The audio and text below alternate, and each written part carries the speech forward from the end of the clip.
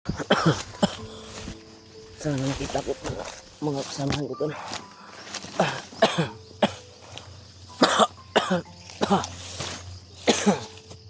Sana makita ko nila. Dahil nag-isis akong hinabol nila tol upang hulihin. Pero hindi sila sabi. Hintangin na talaga yung tuhod ko. Dahil siguro to sa orasyon na natamo ko sa kamay ng mga kalaban. Hindi ko na nakuan tol. Nagilap kung saan yung kuan ko, yung bayaw ko. Ang importante na magkatakas ako at yung gustong maghuli sa akin ay natudas ko din.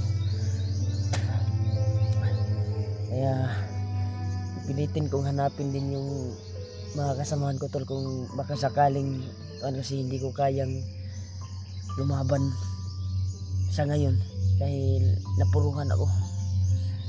Sakit pa nga yung kuan ko tol dito. Pasensya na po kayo na hindi ako nakapag-upload dahil ginawa ko talaga ang lahat upang makatakas sa kamay ng mga kalaban. Kaya iniwasan ko munang nag-video upang makalayo sa kanila. Itong pangungoonan ko ngayon ay malayo-layo na din at nakaiwas na tayo. Pero sobrang sakit pa yung yung katawan ko talaga at parang daming lakas na nabawas sa akin. Grabe, napakasolid yung pagtama sa akin tol.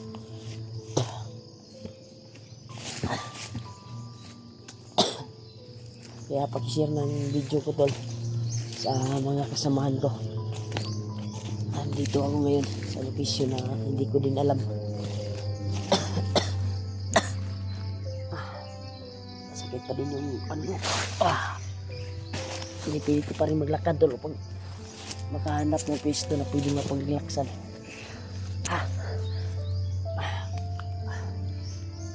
Relax mo kayo tol.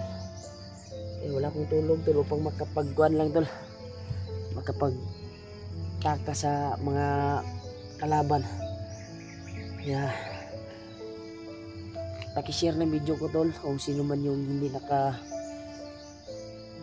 baba na mga kasamahan ko, baka makita ako dito sa area na ito, baka nandito sila dahil wala talaga akong laban. Kung dami na talagang bandido na makakita sa atin na hindi na tayo makatakbo dahil inubos ko na yung lakas ko upang makatakas talaga at makalayo doon kung saan yung grupo na gustong humuli at tumuda sa akin. Ginawa ko ang lahat upang makabalik doon sa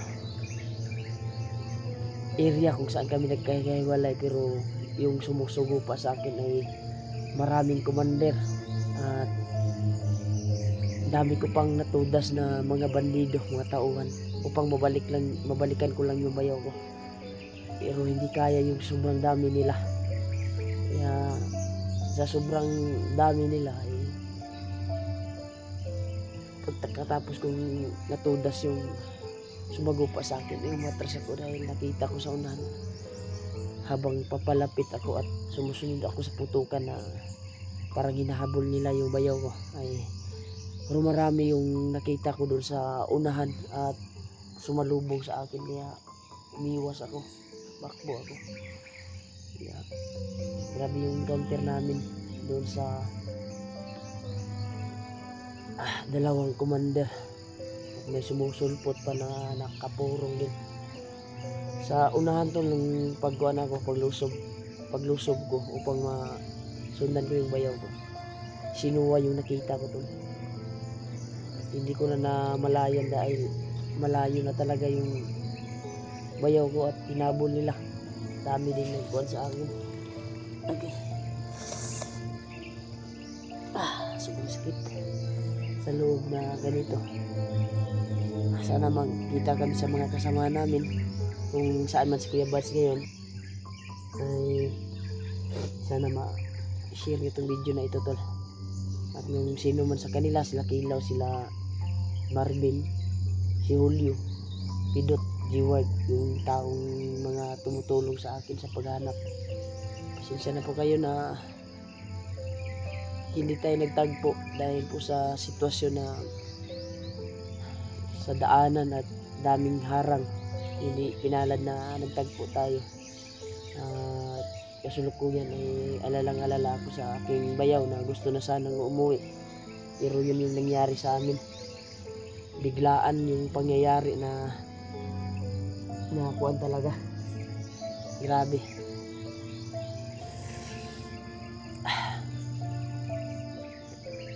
Ito yung pangyayari na hindi ko inasahan talaga to. Kaya dalawang araw na at ngayon lang po ako nakapag-isip na mag-video upang makatakas lang. Buti na lang ay nakalayo-layo tayo at nakapahinga sa ating pahingahan kagabi doon sa makapal na damuhan. Tinabunan ko lang ng saging. Grabe tol. I-share nyo itong video ko tol sa mga kasamahan ko, kay Julio, kay Iladib, kung sino man yung nasa bundok ngayon. Baka magkita kami, baka sakaling magkita kami. Kung sila Kilaw, kung hindi pa nakaakyat, eh, hindi ko pa nakita yung mga kuwan tol. Wala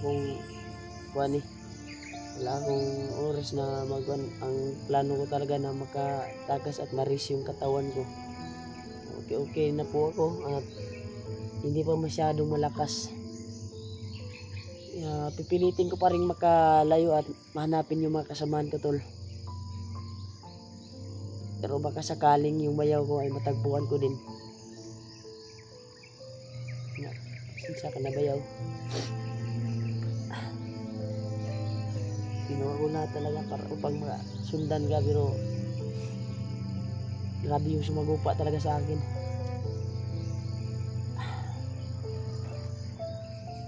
Pauwi na sana tayo. Ito yung nangyari. Gusto na talaga siyang umuwi tol dahil sa nakita namin video, yung video ni Kuya Bas na nag-update sa kuwan sa bahay ng magulang ko. Bumisita Kuya Bas at tinignan niya yung sitwasyon doon. Nakita namin yung bayaw ko yung sitwasyon ng anak niya na hinihika.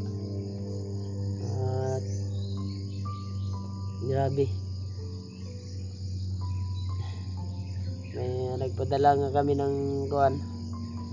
Tinawagan namin yung asawa niya na pakuha na kami, pababa na kami, huwag na mag-alala dahil kasama na kami.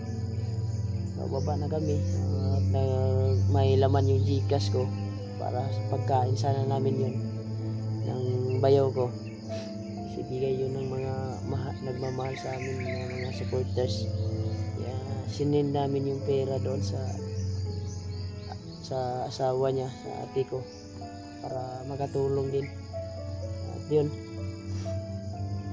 para pagkain sana namin yun ni bayaw, sinend ko sa magulang ko, sa asawa niya, upang makatulong dahil hihika yung kanyang anak doon. Miss na din ko niya. Plano talaga namin na bumaba sana, pero ito yung nangyari sa amin.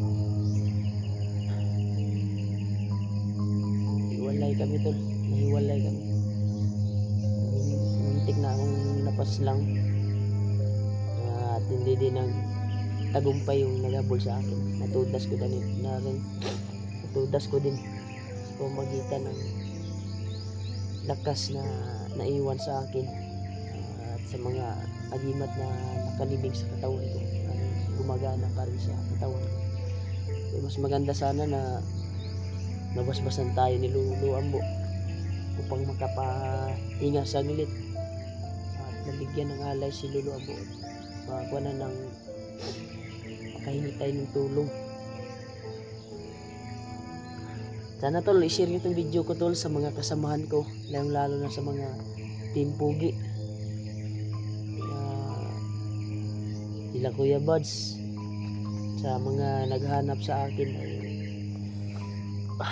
marami tol yung sitwasyon ko talaga. Pinipiling ko pa rin makalakad tol at hanapin sila. Isa na po kayo na hindi ako nag-upload talaga sa bawat kuwan talaga nilakaran ko na yun dahil sa sitwasyon ko. Palagi kong sinusundan at nahanap yung bayaw ko sa pagkuhan. Hindi kaya talaga yung katawan ko tol sa sobrang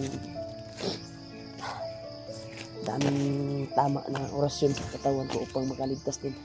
Hindi din maha yung nakalaban ko tol na kuhan din tugas din.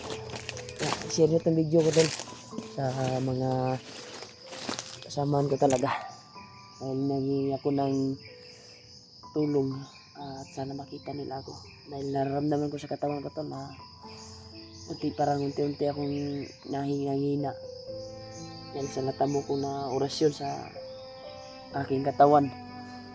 At iwan ko ba kung kakayanin ko pa mamaya o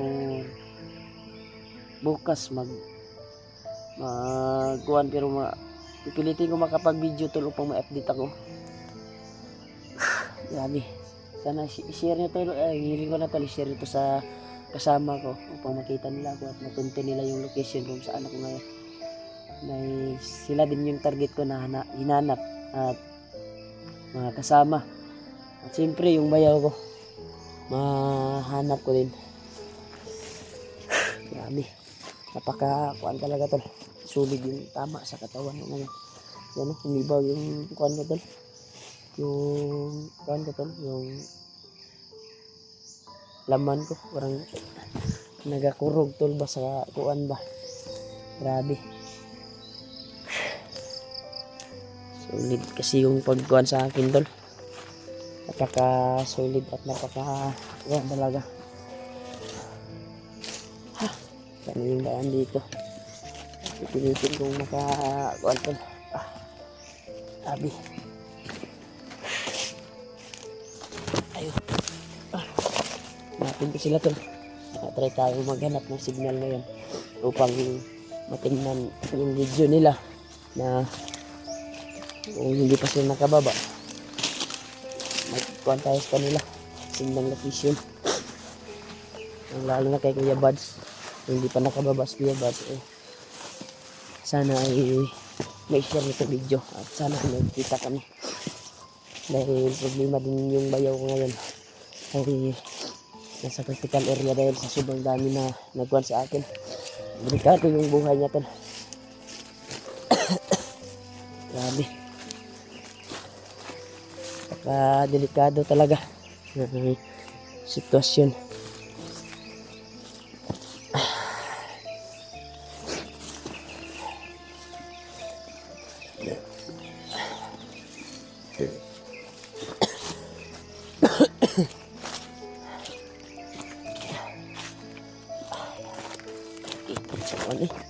Sakitan yung kuan ko dun, may tumutusok talaga sa kuan ko yung katawan.